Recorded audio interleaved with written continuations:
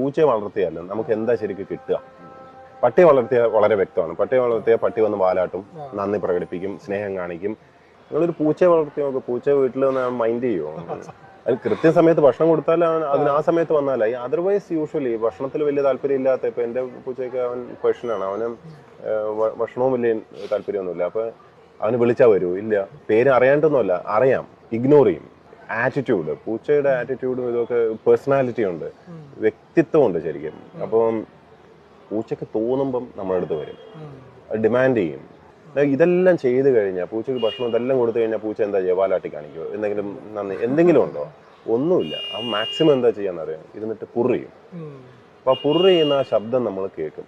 കേട്ടിട്ട് ആ പൂച്ച സന്തോഷമായിട്ട് ഇങ്ങനെ പുറി ചെയ്യുന്നത് നോക്കിയിട്ട് നമുക്കൊരു സന്തോഷം കിട്ടും. നമുക്ക് മറ്റൊരു ജീവിയുടെ സന്തോഷത്തിൽ നിന്ന് സന്തോഷം കണ്ടെത്തുന്ന ഒരു അവസ്ഥയിലോട്ട് നമ്മളെ എത്തിക്കുകയാണ്. പൂച്ചയെ വളർത്തുക